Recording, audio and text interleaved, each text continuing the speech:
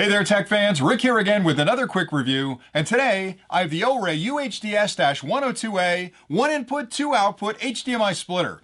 This product allows you to very easily share a single HDMI media source with 2 monitors simultaneously. It fully supports HDCP 2.2 and provides audio extraction capabilities, which will strip the audio stream from the media you're sharing and allow you to pass that along through either an optical or an analog output to a home stereo system or soundbar for better quality audio. The product also fully supports 4K ultra high definition media and has the ability to down-res if necessary if you're using 2 different monitors. Now, as part of this overview, I'd like to start with an unboxing of the product to show you everything that's included. I'll take a closer look at the splitter itself and explain the connections you'll need to make to use it with your own equipment, and then I'll come back and actually explain some of the features this product provides that separate it from others on the market so you can decide if it's right for you. So let's get started with the unboxing. When you pop open the box, you'll find the splitter, a 5-volt power supply. This end plugs into any standard wall outlet. The other one has a barrel connection on it, which plugs into the back of the unit, and that's all the power you'll need to operate it. You'll also find a full instruction manual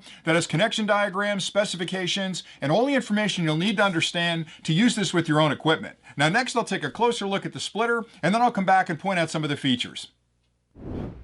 The unit features a full metal enclosure, which makes it extremely durable and also helps to minimize outside interference from causing any issues with the sensitive electronics inside.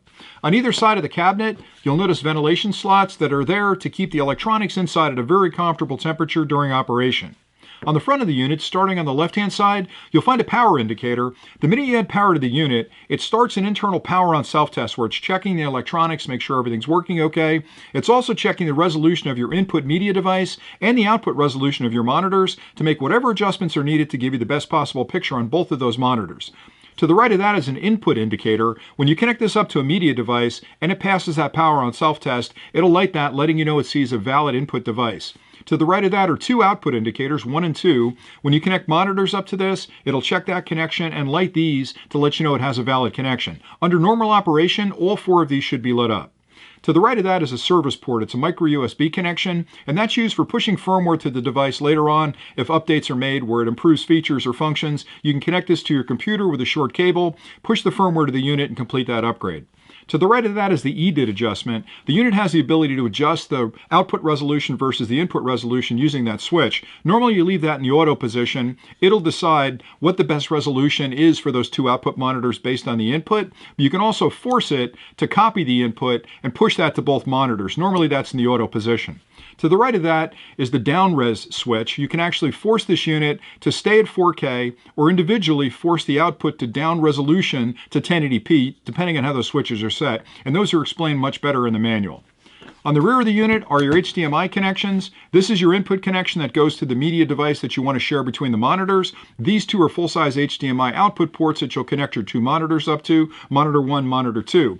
The unit also provides audio extraction capabilities and provides both analog and digital outputs. So when you're going to connect this up to a home stereo system or a soundbar, the analog connection is right here. It's a 3.5 millimeter cable that you'll connect up to your audio equipment. This has an optical output. Over to the right, you'll find the 5-volt DC power port. You can use the included power supply, plug one end into the wall, the other end has a barrel connection on it, plug it in there, and that's all the power you'll need to operate the product. I hope you found that overview helpful, and now I'll point out 3 key things that really separate the UHDS-102A from a lot of other splitters on the market. The first one has to do with its HDCP 2.2 compliance, which is really important because all modern media devices have some level of copy protection on them. And since this sits between your media device and your monitor, if this isn't on the latest version of HDCP, the media can't pass through the switch. Now the good news is this one supports HDCP 2.2, which is the very latest standard with full support for 4K ultra high definition media. A lot of the other splitters on the market are on older versions of HDCP, maybe 1.4, which only supports 1080p.